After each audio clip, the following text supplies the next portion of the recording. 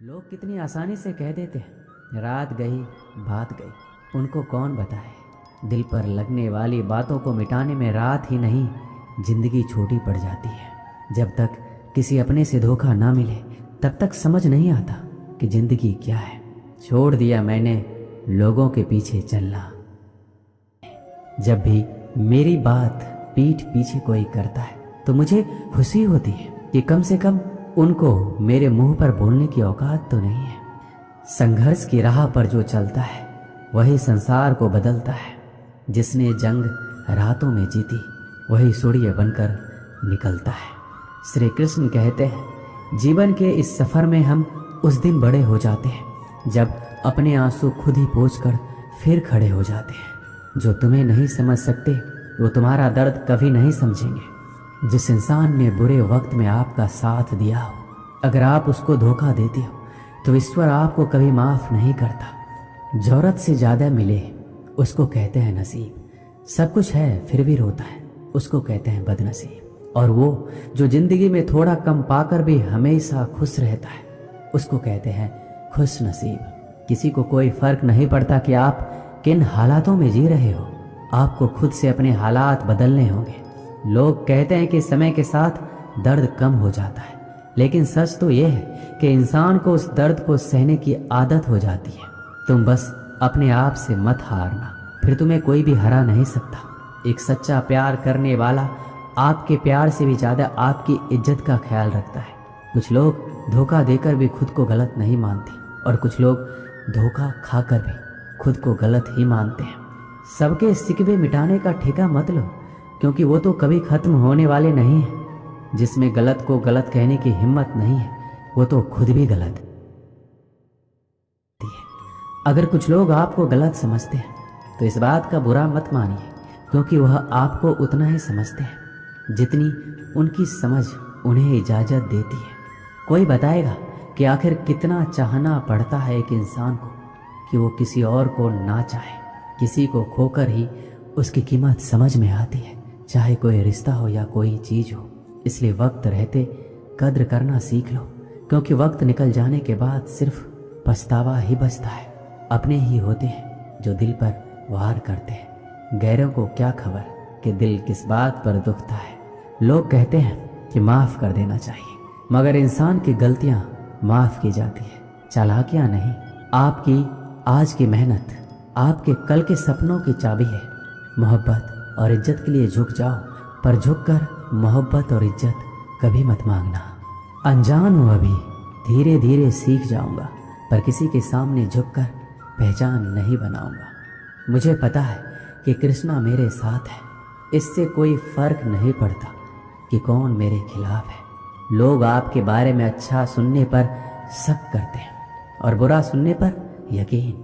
श्री कृष्णा कहते हैं जिसकी फितरत हमेशा बदलने की हो वह कभी किसी का नहीं हो सकता, फिर चाहे वह समय हो या इंसान। जब दर्द और कड़वी बोली दोनों सहन होने लगे तो समझ लेना कि आपको जीना आ गया है। जीवन में हर तूफान नुकसान करने नहीं आता, कुछ तूफान रास्ता साफ करने भी आते हैं।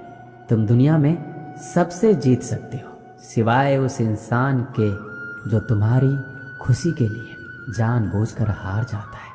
मुझे उन लोगों से दिक्कत नहीं है जो मुझे पसंद नहीं करते, मुझे उन लोगों से दिक्कत है जो मुझे पसंद करने का दिखावा करते हैं। यहाँ हर किसी को दरारों में झांकने की आदत है। अगर दरवाज़ा खोल दो तो कोई पूछने भी नहीं आता। गलती पीठ की तरह होती है, औरों को तो दिखती है पर अपनी नहीं दिखती। जिसकी जैसी नीयत हो वो वैसी कहानी रखता है। कोई परिंदों के लिए बंदूक तो कोई पानी रखता है। दुनिया में रहने की दो सबसे अच्छी जगह है, या तो किसी के दिल में रहो या किसी की दुआओं में। निराशा में ही आशा की किरण है। कृष्णा मेरे साथ है, इस बात का हर पल मुझे स्मरण है। क्या पाया क्या गवाया, सुख समृद्धि और संतुष्टि पाया। जो कृष्ण के दर पर आया, किस्मत का वो राजा जिसने श्री कृष्णा का आशीर्वाद पाया। वही भक्त कृष्ण को जान सकेगा जो पहले खुद को पहचान सकेगा। चल रहा हूँ धूप में, कृष्णा तेरा ही सहारा है। शरण में तेरी सच्ची, बाकी तो मोह माया है। एक समय की बात है, एक राज्य में एक प्रतापी राजा राज करता था। एक दिन उसके दरबार में एक विदेशी आगंतुक आया। उसने राजा को एक सुंदर पत्थर उपहार स्वरूप प्रदान किया। राजा वो पत्थर देखकर प्रसन्न हुआ। उसने उस पत्थर से भगवान विष्णु की प्रतिमा का निर्माण कर उसे राज्य के मंदिर में स्थापित करने का निर्णय लिया और प्रतिमा निर्माण का कार्य राज्य के महामंत्री को सौंप दिया। महामंत्री गांव के सर्वश्रेष्ठ मूर्तिकार के पास गया और पत्थर देते हुए बोला, महाराज, मंदिर में भगवान विष्णु की प्रतिमा स्थापित करना चाहते हैं। 7 दिवस के भीतर इस पत्थर से भगवान विष्णु की प्रतिमा तैयार कर राजमहल पहुंचा देना। इसके लिए तुम्हें 50 स्वर्ण मुद्राएं दी जाएगी। 50 स्वर्ण मुद्राओं की बात सुनकर मूर्तिकार खुश हो गया और महामंत्री के जाने के उपरांत प्रतिमा का निर्माण कार्य प्रारंभ करने के उद्देश्य से अपने औजार निकाल लिए। अपने औजारों से उसने एक हथौड़ा लिया और पत्थर तोड़ने के लिए उस पर हथौड़े से वार करने लगा, किंतु पत्थर जस का तस रहा। मूर्तिकार ने हथौड़े के कई वार पत्थर पर किए, किंतु पत्थर नहीं टूटा।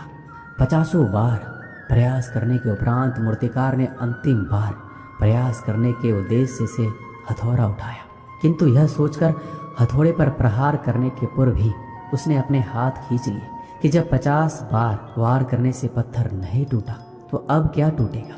वह पत्थर लेकर महामंत्री के पास गया और उसे ये कहकर वापस कर आया कि इस पत्थर को तोड़ना नामुमकिन है, इसलिए इससे भगवान विष्णु की प्रतिमा नहीं बन सकती। महामंत्री को राजा का आदेश हर स्थिति में पूर्ण करना था, इसलिए उसने भगवान विष्णु की प्रतिमा निर्मित करने का कार्य गांव के एक साधारण से मूर्तिकार को सौंप दिया।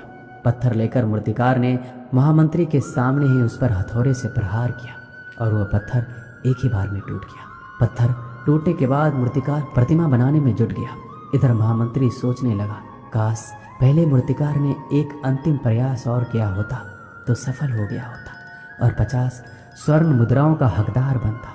इस कहानी से हमें यही सीख मिलती है कि हम भी अपने जीवन में ऐसी परिस्थितियों से दो चार होते रहते हैं। कई बार किसी कार्य को करने के पूर्व या किसी समस्या के सामने आने पर उसका निराकरण करने के पूर्व भी हमारा आत्मविश्वास डगमगा जाता है।